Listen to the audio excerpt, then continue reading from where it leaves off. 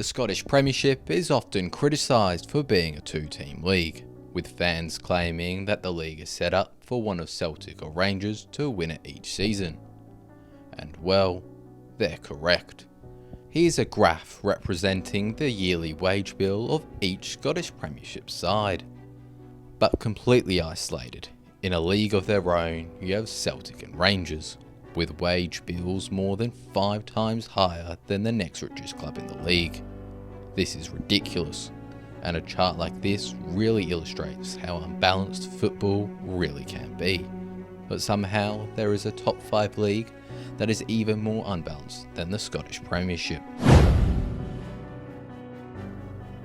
The French Ligue has had an ever-growing reputation of a farmers' league since the arrival of Qatari ownership in Paris, with PSG being crowned champions in 9 of the past 11 seasons. The league was previously known for its competitiveness, with there being 10 different champions between 1996 and 2013. This can be seen by this chart highlighting the wage bill of all Ligue sides not named PSG, where you can see a relatively even spread of wealth between the league, which would create an environment for exciting title races. However, if we zoom out, we see the gigantic financial disparity between PSG and the rest of the league. The difference is so stark that the combined wage bill of these 14 sides is still 34 million euros short of PSG's yearly wage bill. To put it into even more context, Kylian Mbappe's current PSG contract would place him here on the chart. Yes, that's right. Kylian Mbappe earns more money than 16 of the 18 Ligue squads. A stat so ridiculous that you can begin to understand the loss of competitiveness over the past decade. It is therefore not just impressive, but an outright miracle that there's been 2 clubs able to overcome the PSG machine to win a league title in the past decade. And it's an embarrassment for PSG that they haven't maintained the same dominance in France that the big 2 in Scotland have done for over 3 decades. The saying, "a rising tide lifts all boats," can be applied to the boom of the Premier League in the 21st century. Through the big clubs' commitment to distribute TV revenue evenly across the league at the advent of the Premier League, they have created a competition more even and entertaining than their competitors, therefore attracting more fans and bringing in more revenue for the league as a whole. This can be illustrated by this graph outlining the wages of each Premier League club. But the significance of this can be put into focus when you add these 3 French clubs to the list. PSG are still at the top, but you have to go all the way down to between Brighton and Fulham in the bottom half of the Premier League to find the second largest wage bill in France. And you must go all the way to the bottom of the chart to find the 2020-21 French champions. To put this into even more context, there is a bigger financial difference between PSG and Lille than there is between little old Luton Town and the treble-winning Manchester City side. Sticking with the Premier League, here is a chart which plots every player to score at least 50 goals in the competition since its foundation in 1992. The further up the list you are, the more goals you've scored, and the further along you are, the more appearances you've made.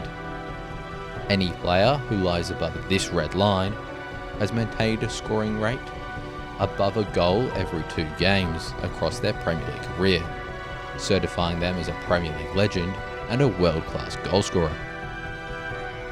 A total of 10 players have maintained this rate across their career. At the top you have your usual names: Alan Shearer, Harry Kane, Sergio Aguero and Thierry Henry.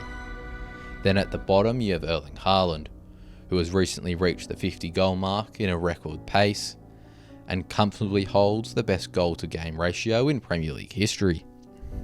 Above him you have Luis Suarez, who arguably has the best individual season in Premier League history, when he racked up 17 assists and got 31 non-penalty goals in just 33 matches during the 13-14 season. Next up, you have a goal machine from the early 2000s in Ruud van Nistelrooy. a player who still holds the 5th best goal to game ratio in Premier League history and scored at least 20 goals in 4 of his 5 seasons. Next we have Ian Wright, one of the most underrated players in Premier League history. He is one of only 3 Englishmen on this list, and his lethal goal scoring during the 90s led Arsenal to their first league title under Arsene Wenger. And from one Arsenal striker to another, we have Robin van Persie, a starring light during Arsenal's decline under Wenger.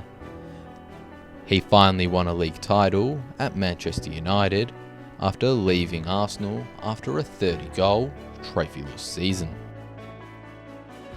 The final man north of the red line is not like the others, due to the fact he's not a striker. He is, of course, Mohamed Salah. He has come to the league and revolutionised what we can expect from wingers in the Premier League. Before he arrived in Merseyside, Cristiano Ronaldo's Golden Boot in 2007-08 was the only occasion in Premier League history that a striker hadn't won the award. Since he's arrived, he's won 3 Golden Boots and led the way for players like Heung-min Son and Sadio Mane to come out on top, bringing in a revolution for where the league's best players and highest goal scorers have come from. That's that then, a detailed graph plotting the greatness of some of the game's greatest ever. However, to show the greatness of one Lionel Messi, I've added his La Liga goals to this chart, and this is where he sits. Can you see him? No? That's because he scored exactly 1 La Liga goal more than Alan Shearer and Harry Kane combined have in the Premier League. Yes, that's right. Messi's tally of 474 La Liga goals would place him 214 goals ahead of Alan Shearer, a gap so large that it can hardly be believed. And this goal dominance is not only historic in comparison to the Premier League. Here is the top goal scorer of all time in each of Europe's top 5 leagues across over 100 years of history. And yes, Messi is over 100 goals ahead of anyone else. Continuing with the little magician, my favourite graph from the long-held Messi-Ronaldo debate is the comparison of their free kick goals over time. Both players have received a lot of criticism and praise for their free kicks over their careers, so let's compare them. At the beginning of their careers, neither were specialists, with Messi notably being below Ronaldinho in the Barcelona pecking order. The iconic free kick against Portsmouth in January 2008 started Ronaldo's golden era for free kicks. Between 2008 and 2013, he scored 34 free kicks, at a rate of 1 every 10.5 attempts. This was when his knuckleball technique became all the rage, and he was undoubtedly the supreme free kick taker over the two of them. However, as you can see, 2012 marked an upturn in Messi's fortunes. Firstly, he began to hog Barcelona's free kicks for the first time in his career, increasing from 0.4 to 1 free kick a game. He also began to get comfortable with his technique, focusing on precision and generating ridiculous amounts of topspin, making it seem as if he could just pass the ball into the net. Messi would go on to outscore Ronaldo in 10 of the next 12 years, rapidly catching up and ultimately passing Ronaldo's tally with this free kick in the 2021 Copa America against Chile. בוא נראה עכשיו, הנה השניקה של רולדן, מסי, הולך אל הכדור, מסי! מסי! מסי! מסי! אין כמוהו! אין כמו מסי!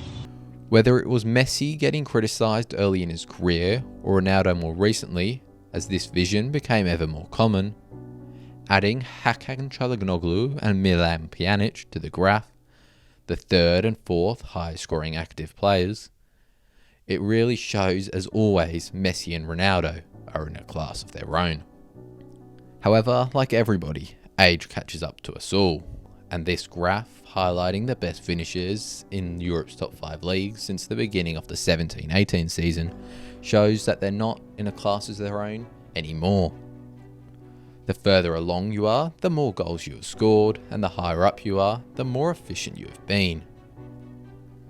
Efficiency is calculated by dividing the number of goals a player has scored by the expected goals an average player would have scored from the same amount of chances. Both Messi and Ronaldo still fall in the top 10 scorers, and no player who has scored more goals than Messi is as efficient as him, but neither dominate the stats as we used to. Lewandowski is easily the top scorer and has achieved this by basically being in line with his expected goals, highlighting that his main skill is his positioning and anticipation rather than being an elite finisher. Kylian Mbappe, Harry Kane, Mohamed Salah and Ciro Immobile follow him in the top 5 scorers in the past 6 years. The most efficient player to score 100 goals is the robot himself, Erling Haaland, who since his move to Dortmund has scored 122 league goals from just 93 expected. However, he's still not the most efficient player in Europe. Heung-min Son finds himself second on that list, having his trademark cut inside finish from the top of the box and reliable one-on-ones, establishing himself as one of the best finishers in football history. Atalanta super sub Luis Muriel and another lethal winger from range, Riyad Mahrez, find themselves also in the top 5. However, the most efficient finisher of the past 6 years is not a striker nor a winger, and is more known for his elite passing than his finishing. It is in fact Kevin De Bruyne.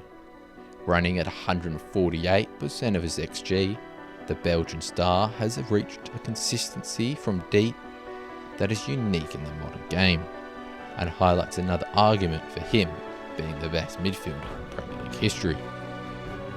For those interested, the worst 5 finishers to reach the 50 goal mark have been Tammy Abraham, Marcus Thuram, Lorenzo Insigne, Gabriel Jesus and Edin Dzeko. You know what I said about Son being the second most efficient player? I actually lied. There is one player who sits here on the list, and I bet nobody watching this video could guess who it is. Had a guess? You are wrong. It is 26-year-old ring winner Martin Terrier. A player not at a massive club, without any hype, Terrier has found himself on a list amongst Kevin De Bruyne, Heung-min Son and Erling Haaland. So how has he done that? The 21-22 season was where he exploded, scoring 21 goals from just 12.89 expected. Unlike other wingers high on this list, Son and Mahrez, Terrier doesn't possess a signature finish or a preferred shot location where he particularly excels. Rather, he's a well above average finisher everywhere on the field, and this shot map shows this. Unfortunately, as big clubs were reportedly starting to circle, last season he tore his ACL and has only recently returned, failing to score in 9 games. However, if he can regain his form, he is someone everyone should look out for. The final chart we'll look at today highlights another individual so far ahead of his peers that it can hardly be believed.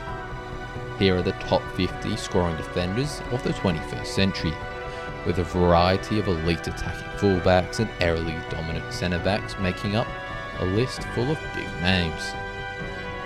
With 79 goals, the lesser-known Austrian René Elferser places an impressive second on the list of greats. However, the leader, Sergio Ramos, doesn't lie just 20, nor 30, nor even 50, but close to 60 goals ahead of any defender of the 21st century, showcasing that the man with one of the most iconic goals in Champions League history was not just a man for the big occasions, but a man for all occasions, setting a goal-scoring record that sets him apart from his peers in a similar way to Cristiano Ronaldo and Lionel Messi.